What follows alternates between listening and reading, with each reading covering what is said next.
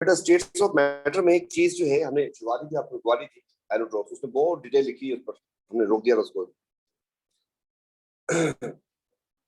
असल में carbon nano technology के नाम से टॉपिक जो है पहले A2 में था, अब जो है AS में उन्होंने डाल दिया, तो थोड़ा सा उस वक्त ऐसा लग रहा था कि सारा करवाना है, तो पता चला कि वहां से कम हो गया, उससे कम हो गया, लेकिन आपको करवा देते हैं पूरा। एलोट्रोप की डेफिनेशन सबको आती होगी, different form of same element. ये सारे ही कार्बन के एलोट्रोप्स, सारे ही कार्बन के एलोट्रोप्स है, और लाइन लगी हुई है बहुत सारे। मुसीबत ये है कि ये जो है दो बहुत बड़े हैं जो आप आम आंख से देख सकते हैं, डायमंड ग्रेफाइट। तो लोग इनको जानते थे, इस पे काम करना शुरू कर दिया लोगों ने, तो इस पे काम करना शुरू कर दिया, इसको पहचान के इसकी प्रॉपर्टीज हमने ओ लेवल में पढ़ी, फिर एस में पढ़ी, फिर ठीक डायमंड ग्रेफाइट की। लेकिन ये वाले जो पार्टिकल्स हैं इनका साइज बहुत छोटा है, ये नैनो साइज पार्टिकल्स हैं, तो नजर ही नहीं आते होंगे भाई, यहां पर भी पड़े होंगे, नजर ही नहीं आ रहे होंगे। तो इंसान जब नैनो तक पहुंचा नहीं, देखने उस नैनो पार्टिकल समझते हैं 10⁻⁹ इतना छोटा पार्टिकल, जब उसको देख ही नहीं सकता इंसान, तो उस पर काम कैसे शुरू करता। तो जब टेक्नोलॉजी करते करते देखें, केमिस्ट्री में ऑब्जेक्टिव ये है कि मैं एक एटम और एक मॉलिक्यूल तक पहुंच जाऊं और एक एटम को डील कर सके। हमारी मजबूरी ये है कि हम पूरे के पूरे रेवड़ को डील कर रहे होते हैं, 1 मोल को 6.02, इतने सारे पार्टिकल्स की बात करते हैं कि हम इनको कंट्रोल कर सकते हैं, इधर से खींच के इधर कर दूंगा, इधर से खींच के इधर। एक पार्टिकल तक पहुंचना जो है ना, वो ऑब्जेक्टिव है केमिस्ट का। मतलब जाना चाह रहे हैं 10⁻⁻23 पे जाना चाह रहे हैं।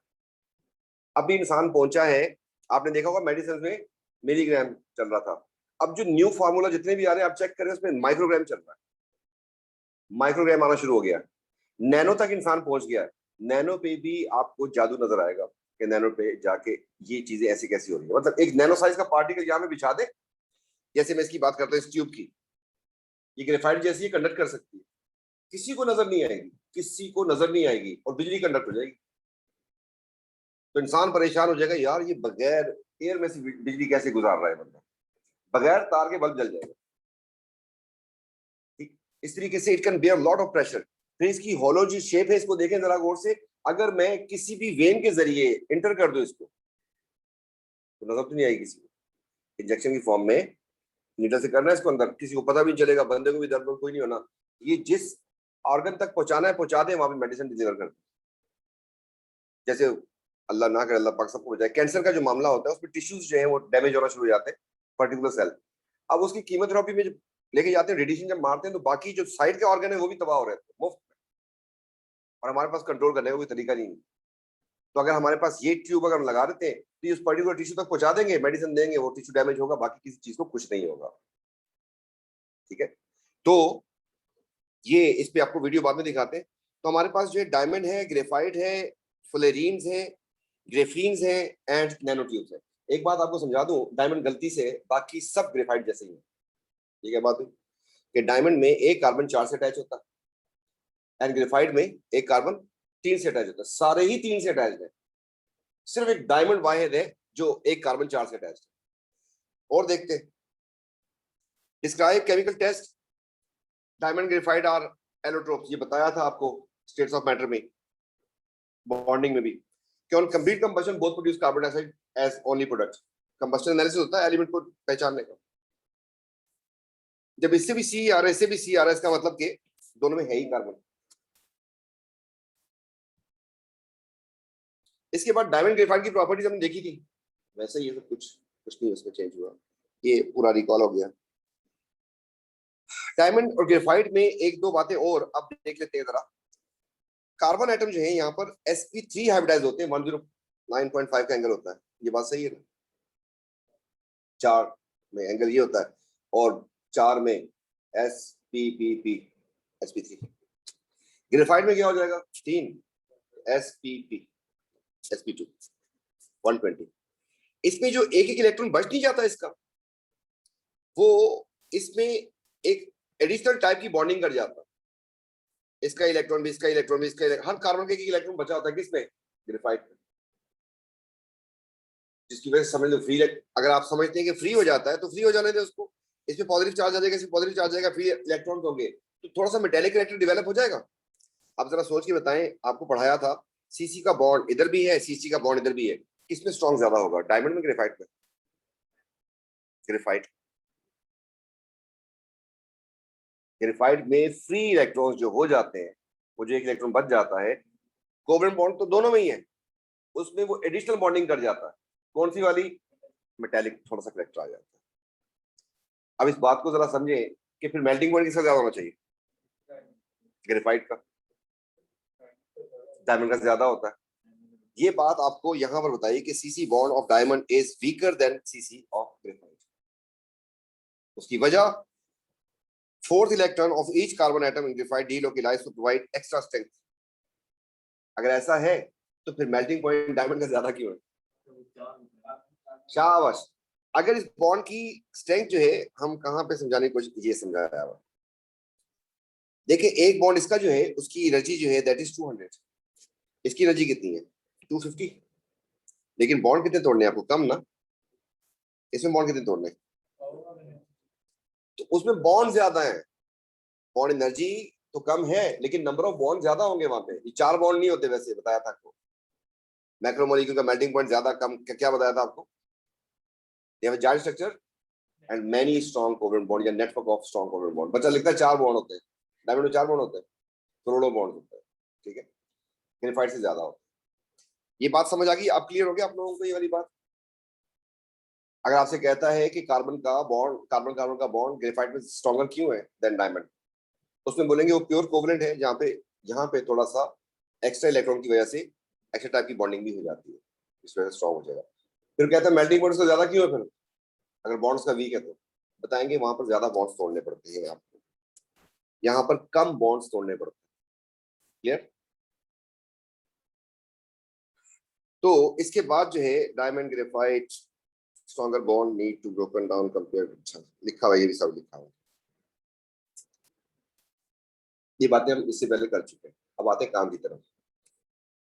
जब इंसान नैनो साइज पार्टिकल को देखने के काबिल हुआ, नैनो टेक्नोलॉजी पे इंसान का पूरा फोकस आ चुका है, ठीक है, नैनो टेक्नोलॉजी बन चुकी है, आप लोगों ने उसकी एप्लीकेशन भी देखी होंगी।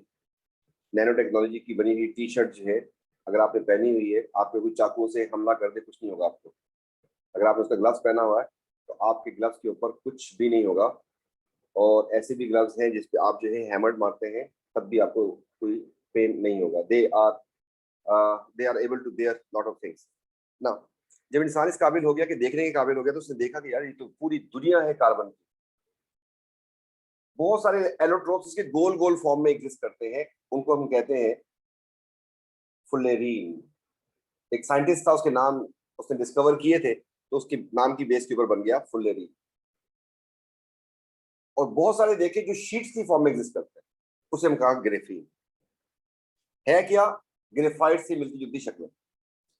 फुलेरीन कैसे होते हैं देखें, पहले ग्रेफीन की चलो बात करें। Allotropes of carbon, nano size particles, nano का मतलब 10⁻⁹, right? 1 nanometer is equal to this, बहुत छोटा। आपको पता है ग्रेफाइट कोयला, उसमें ऐसी शीट्स होती है, उनके दरमियान कौन सी फोर्स होती है? आप चाकू लेके काट दे शीट को, एक शीट को साइड पे करें, इसको ग्रेफीन कहते हैं। मेरी बात समझ रहे?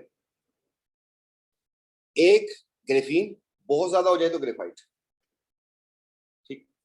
जो अरेंजमेंट इसकी है वही अरेंजमेंट इसकी। हर कार्बन 3 कार्बन से अटैच्ड है, तो सबके पास एक एक इलेक्ट्रॉन बचा हुआ, ठीक ना। ग्रेफीन की कुछ बातें, high thermal electrical conductivity, yes, तो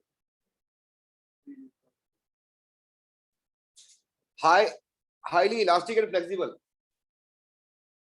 इसके ऊपर फेंके किसी चीज को, जैसे वो क्या होता है, बच्चे जंपे मारते हैं, वैसा। अब ये नेट इतना स्ट्रांग है कि इसने नहीं टूटना। कार्बन कार्बन का बॉन्ड काफी स्ट्रांग होता है, छोटे छोटे साइज के पार्टिकल्स हैं, ठीक है। तो it can bear lot of pressure when it is in this form. नीचे तो कोई सपोर्ट है नहीं इसको, जहां पे इसको हैंग कर देंगे तो it can bear lot of pressure, और इलास्टिसिटी इसकी अच्छी खासी है। Very strong covalent bond and 2D structure है ये, 3D हो ही नहीं सकता ना। एक एटम्स की लेयर है, पूरी चादर जैसी चीज है। 120 का एंगल होगा, ये बात पता है हमें, ग्रेफाइट है। थिकनेस इज नैनो साइज्ड, नजर आएगा किसी को? Able to generate electricity when placed in sunlight. इसमें इलेक्ट्रॉन्स हैं। अब क्या करते हैं, जब आप कंडक्शन देते हैं, मतलब गर्म किया, तो सारे इलेक्ट्रॉन भागते हैं उस तरफ, दूसरी तरफ भागते हैं। इलेक्ट्रॉन जब मूव करवाना शुरू कर दोगे तो मूवमेंट ऑफ इलेक्ट्रॉन कंडक्शन का, ठीक। तो जब इसको रखा जाता है धूप में, सोलर पैनल को, तो सोलर पैनल में इसको यूज कर सकते हैं। तो जब सनशाइन आती है, सनलाइट पड़ती है उसके ऊपर, तो वहां से वो हीट अप होता है और इलेक्ट्रॉन दूसरी तरफ मूव करते हैं। तो जब इस तरफ मूव करते हैं तब, और फिर उधर से कुछ रिपेलर लगाए होंगे उन्होंने, फिर उस तरफ वापस भेज दिया जाता होगा, ठीक है। तो इधर से भी रिपेल होता है, किसी साइड में उन्होंने कुछ इलेक्ट्रोड लगाए होंगे जिसकी वजह से रिपेल भी हो जाते होंगे, ठीक है, हीट अप होने पे। तो उनकी मूवमेंट की वजह से they can conduct, they can generate electricity. इसको सोलर पैनल में यूज कर सकते हैं। Free electrons are mobile, absorb light energy and can convert it into electrical energy. So used in, ठीक, ट्रांसपेरेंट मटेरियल है, नजर तो कोई नहीं आएगा। मतलब आपकी शर्ट के ऊपर, किसी भी ऑब्जेक्ट के ऊपर लगा सकते हैं इसको, ठीक? उसकी स्ट्रेंथ एक्स्ट्रा ऑर्डिनरी हो जाएगी। लाइट वेट भी है, होगा ना, समझ रहे हैं, एक शीट ही तो है। High temperature range, it can bear lot of temperature. क्यों? ग्रेफाइट का मेल्टिंग पॉइंट कितना? 3300, 3000 से भी ऊपर, ठीक। क्यों? मैक्रोमोलिकुलर स्ट्रक्चर है, बहुत सारे बॉन्ड तोड़ने पड़ते हैं। उसमें तो चलो वांडरवाल थी, इसमें तो वांडरवाल भी कोई नहीं है, सारे के सारे स्ट्रॉन्ग कोवलेंट बॉन्ड ही है। मेल्ट करना है तो, ठीक, तो it can bear lot of temperature पे ये अपना काम कर सकती है। इसी शीट को अगर आप रोल डाउन कर दे कुछ इस तरीके से, काट के, कैंची लेके काट ले, नैनोसाइज टेक्नोलॉजी पे पूरा कंट्रोल है हमारा, काट सकते हैं। काट के इसको सिलेंड्रिकल फॉर्म में लेके आ जाए, उसका डायमीटर रखें 1 नैनोमीटर। किसकी ट्यूब है? इसी शीट से बनाई ग्रेफीन से। इसको हम कहते हैं नैनो ट्यूब। ये होगी कार्बन नैनो ट्यूब। आप समझ इसका साइज कितना है? तो इसी नैनो ट्यूब की बात कर रहा था। इसको आप इलेक्ट्रिकल कंडक्टर के तौर पे भी यूज कर सकते हैं, इसको ड्रग डिलीवरी के भी यूज कर सकते हैं। इसमें कुछ चीजों को हम क्लोज करके रख भी सकते हैं, कैरी कर सकते हैं, ठीक है।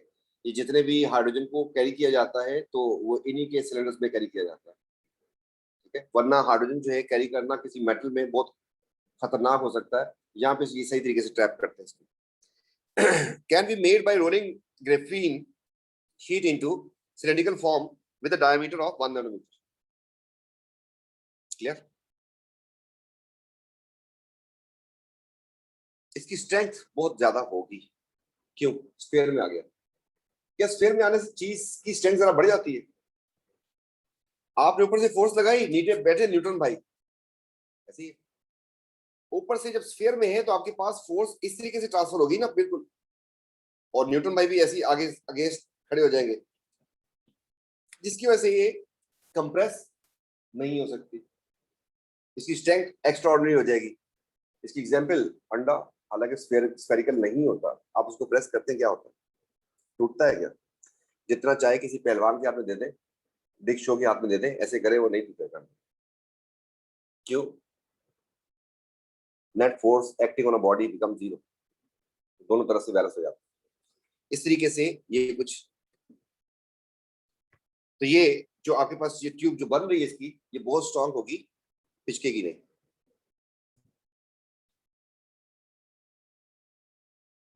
ये देख लेंगे ग्रेफीन की शीट, ठीक है।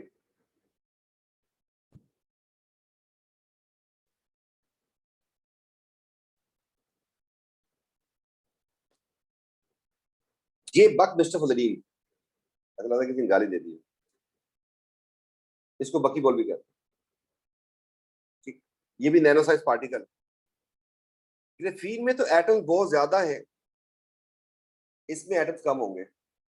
ये कॉम्पैक्टली बैक उसमें बॉल में आके खत्म हो जाता है, सिंपल। ये जायंट, ये वाला, कितने एटम आपको अंदाजन कितने आ जाएंगे इसमें? ऐसे ही है, 60 एटम्स आते हैं, सिंपल जायंट। इसका C70 भी होता है, C700 भी होता है, C720 भी होता है, 680 भी होता है, बहुत सारे होते हैं बॉल जितने भी बॉल की फॉर्म में होते हैं उनको हम कहते हैं फुलरीन, और जितने भी शीट्स की फॉर्म में होते हैं हम कहते हैं ग्रेफीन। ठीक, दो टाइप्स में डिवाइड कर दिया। अब इसको जो है एक साइंटिस्ट ने इसी को डिस्कवर किया, इसके ऊपर बात ज्यादा चलती है। इसमें आप देखिए बिल्कुल परफेक्ट सॉकर बॉल जैसा है, हेक्सागोनल पैचेस नजर आ रहे हैं आपको, एंड पेंटागोनल भी होंगे इसमें। अगर आप यहाँ पे देखें तो this is pentagon, is it? And अगर आप इधर देखें तो दिस इज हेक्सागोन। ठीक, यहां पर भी हर कार्बन जो है 3 से अटैच्ड है, और C60 है ये। ठीक, इस पूरे का जो डायमीटर है दैट इज 1 नैनोमीटर। तो नैनोमीटर साइज पार्टिकल है ये।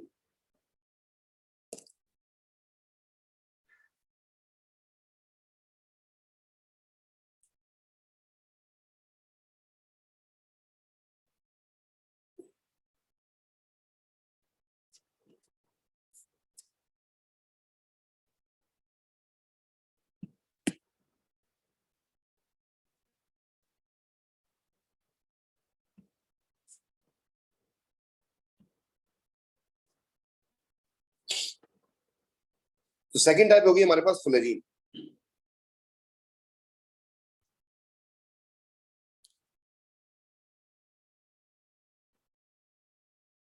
ये स्फेरिकल फॉर्म।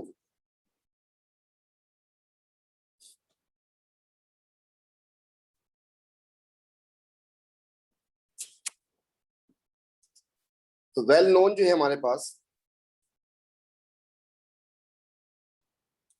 इसको बक्की बॉल भी कहते हैं आसानी के लिए। इसका नाम बक मिस्टर फुलेरीन भी।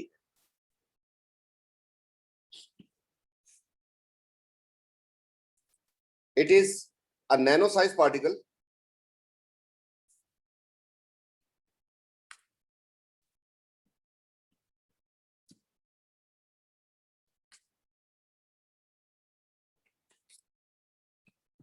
with a diameter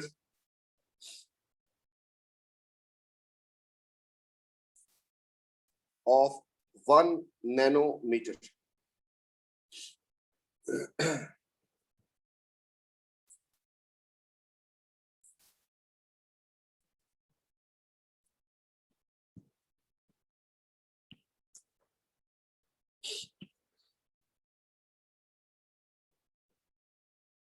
It has formula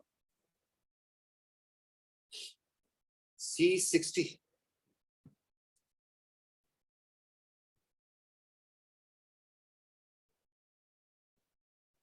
Its shape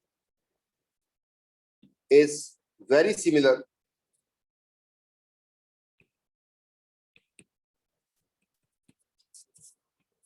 to soccer ball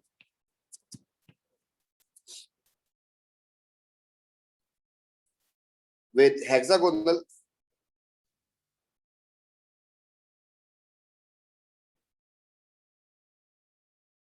and pentagons.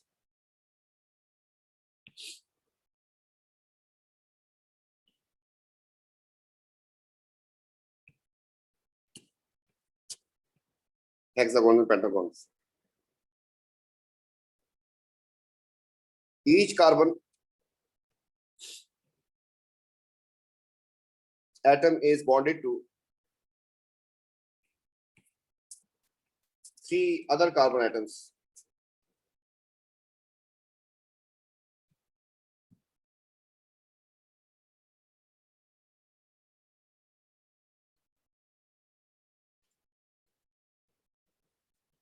It is simple molecule. मतलब स्ट्रक्चर एंड और इसकी properties.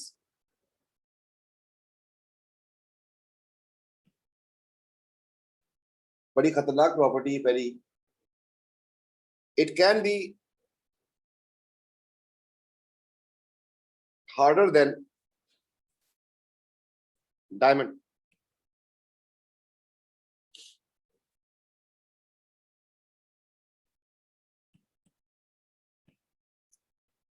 and softer than Teflon.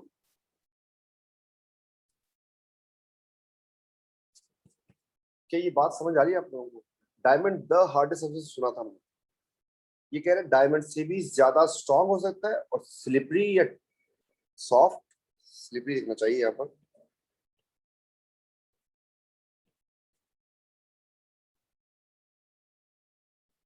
Teflon से ज्यादा स्लिपरी।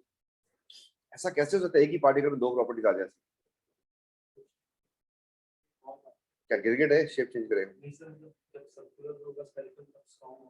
जब एक होता है स्फेरिकल फॉर्म में है, आप लगाए प्रेशर उसके ऊपर, कुछ नहीं होगा। मैं इसकी एग्जांपल जो है बॉल बेरिंग से दे रहा हूँ। एक बॉल बेरिंग ने उसके ऊपर मारे थोड़े थोड़े, इधर उधर घूमता रहेगा, कुछ नहीं होगा उसको। It can bear lot of pressure. लेकिन अगर बहुत सारे बॉल बेरिंग एक साथ रखे, हल्का सा हाथ लगाएंगे स्लिप हो जाएंगे। तो अगर ये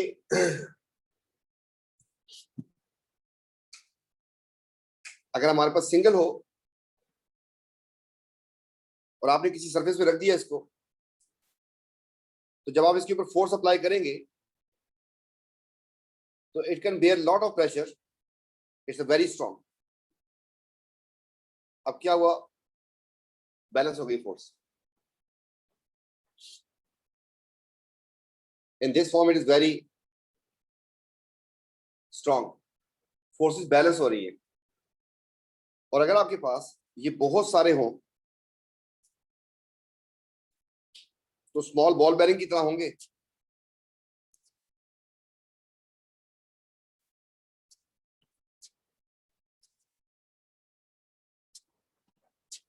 और जिनकी लेयर्स बनी होंगी,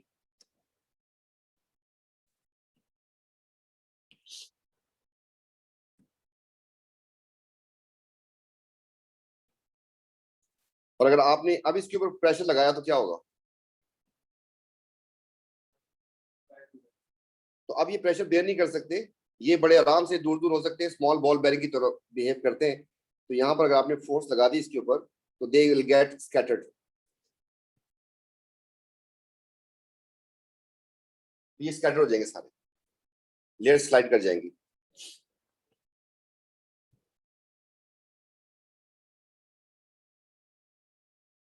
easily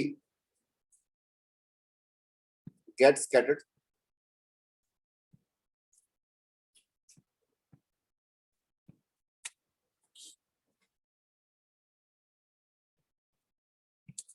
act as many act as a layer of small ball bearings.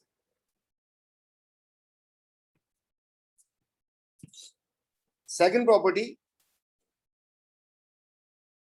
it can conduct, it can be a conductor.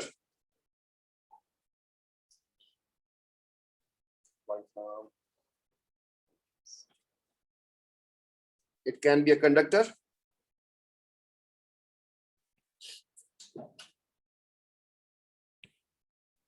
and insulator. फिर दोनों प्रॉपर्टीज एक दूसरे से बिल्कुल अलग हो रही है। ऐसा कैसे हो सकता है? सेट है। तो अगर आपने एक दो कंटेनर रखे, इसमें भी आपने इलेक्ट्रोड लगा दिया, इसमें भी इलेक्ट्रोड लगा दिया,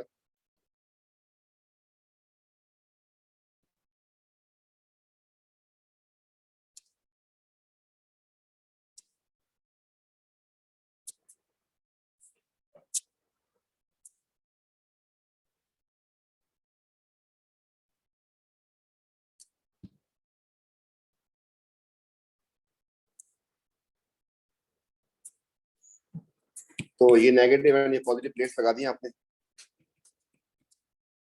तो अगर तो सिंगल होगा, इसके पास है तो सही इलेक्ट्रॉन्स, लेकिन कंडक्ट नहीं कर सकता क्योंकि वो तो इसी स्फीयर के अंदर ही इलेक्ट्रॉन्स घूम रहे हैं। लेकिन अगर आपके पास बहुत सारे हों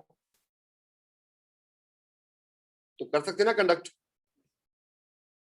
तो इस फॉर्म में कंडक्ट कर सकते हैं, एक से दूसरे में जंप लग के ये कंडक्शन कर सकते हैं। पानी में अनयूजुअली डिसॉल्व हो रहे होना चाहिए इनको। पानी तो पोलर होता है, ये नॉन पोलर है। असल में हमारे पास डिसॉल्व होने का क्राइटेरिया अलग है। देखिए ऑयल में तो सही डिसॉल्व होते हैं, ऑयल में तो होना चाहिए नॉन पोलर है, नॉन पोलर है। तो पानी में इसका जो पाउडर आपको नजर आ रहा था, पानी में फेंके वो डिस्पर्स हो जाएंगे। असल में पार्टिकल बहुत छोटे छोटे हैं ना, तो हमें एक पार्टिकल तो नजर ही नहीं आएगा। तो जैसे ही पानी में ऐड करते हैं वो डिस्पर्स हो जाते हैं and after some time they will get accumulate at the base, या फिर लाइट वेट की वजह से हो सकता है बिल्कुल स्कैटर्ड ही रहे। ठीक है, तो उस वक्त जो है हमें ऐसा लगता है कि कोई भी चीज पानी में ऐड करते हैं डिसअपियर हो जाए, हम कहते हैं सॉल्युबल है, ये क्राइटेरिया हमारा। इस वजह से क्योंकि बहुत छोटे साइज के पार्टिकल है, अकेला नजर ही नहीं आता हमें। जब बहुत सारे थे नजर आ रहा था एक पाउडर की फॉर्म में, जैसे पानी में ऐड किया थोड़ी सी अमाउंट तो आपको नजर आएगी। और ऑयल में तो ये सॉल्युबल हो जाते हैं and they absorb electric light as well, जिसकी वजह से इनके कलर जो है वो डिफरेंट बन रहे होते हैं सोल्यूशन डिफरेंट ऑयल्स में, डिफरेंट सॉल्वेंट्स में, तो दे प्रोड्यूस डिफरेंट कलर। तो ये बकी बॉल की प्रॉपर्टीज थी। अब ये देखें जरा, अगर इसमें हाफ बकी बॉल फंसा दिया जाए तो क्या बन जाएगा? देखिए जिसके दोनों एंड खुले होते हैं तो ट्यूब कहते हैं, जिसका एक एंड बंद कर दे तो क्या कहते हैं? Test tube. ठीक है, तो खैर ये वाली बात तो उसमें हमें नजर नहीं आई, हमारे नोट्स में है नहीं सिलेबस में। चले ये भी करवा के निकलते हैं।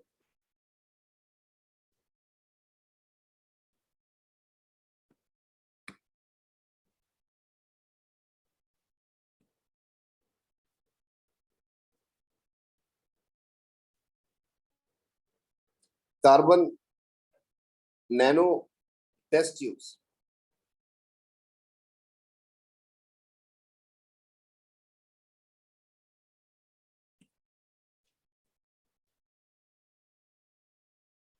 It is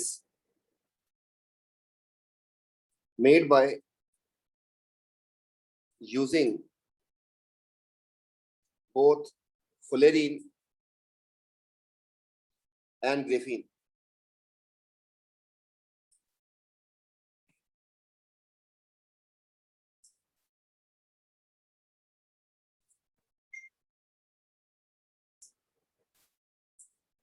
First, graphene sheet is rolled down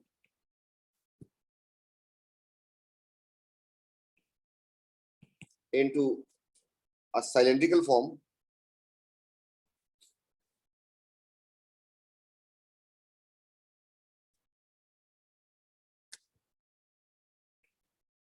with a diameter of 1 nanometer.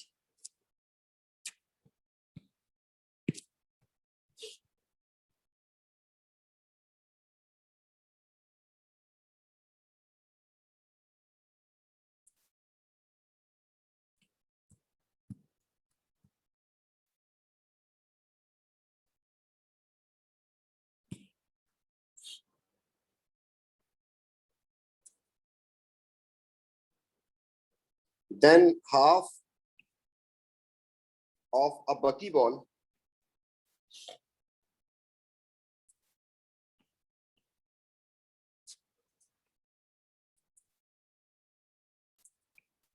is placed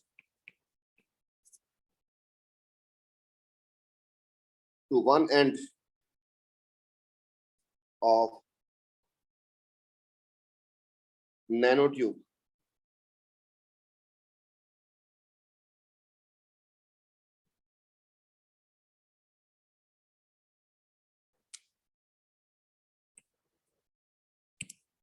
इस पे जो है हम यहाँ पे बकी बॉल जो है लगा देते हैं।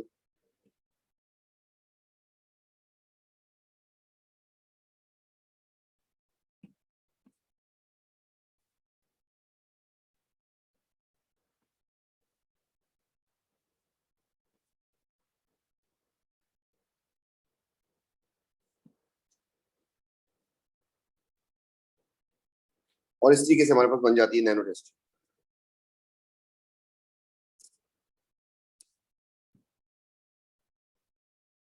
So this is known as carbon nano test tube. मतलब पार्टिकल का साइज बहुत छोटा होता है, मॉलिक्यूल बहुत छोटे होते हैं, उनको डील नहीं कर सकते। मैं कोई रिएक्शन करवाना चाहता हूँ, जैसे पॉलीमराइजेशन की बात करता हूँ, कंडेंसेशन में वो इस तरफ भी इस तरफ भी कहीं से भी आके मॉलिक्यूल लग जाएगा, पूरे का पूरा अजीब शक्ल उसकी बन सकती है। अगर आप पर्टिकुलर टाइप का पॉलीमर बनाना चाहते हैं तो आप ट्यूब को यूज कर सकते हैं, ट्यूब्स को, टेस्ट ट्यूब को। जैसे आप केमिकल टेस्ट भी करते हैं, ऐसे छोटे एक दो मॉलिक्यूल को टेस्ट करने के लिए हम इस टेस्ट ट्यूब को यूज किया करते हैं। देखें, अगर फॉर एग्जांपल एक मॉलिक्यूल हमारे पास कार्बन है इस तरीके से, इसके साथ यहाँ पे भी OH है, यहाँ पे OH है, यहाँ पर भी OH है, यहाँ पर भी OH है, और ये कंडेंसेशन रिएक्शन करने जाता है फॉर एग्जांपल। तो अगर आप इसके साथ दूसरा भी ऐसा भेजेंगे, कहीं से भी तो आगे लग सकता है। क्या ख्याल है? वाटर निकालना है तो ऐसे भी मिल सकता है, ऊपर नीचे इधर उधर कहीं भी चार साइड से ऐसे ही है ना। तो ये पूरे का पूरा एक पहाड़ बनना शुरू हो जाएगा। मैं चाहता हूँ ऐसा बने, स्ट्रेट लाइन में बने। तो मेरे पास तो कोई रास्ता नहीं है, मॉलिक्यूल है ही बहुत छोटा, मैं कहाँ से रोकूं उसको। अगर यही काम मैं इसमें करवाऊं, अब क्या होगा? क्या अब ऊपर लग सकता है? अब आगे लगेगा तो इधर से एक ही साइड से लगेगा, वरना नहीं लग सकता। ये बात समझ रहे हैं आप लोग? तो इनको डिफरेंट टाइप के केमिकल्स यूज करवाने के लिए, फिर ड्रग्स बनाने के लिए इसको यूज करते हैं हम लोग। तो ये था हमारे पास कार्बन के allotropes, graphite, sorry graphene and fluorine. तो ये फाइल जो है मैं एयर ड्रॉप कर देता हूँ। है किसी के पास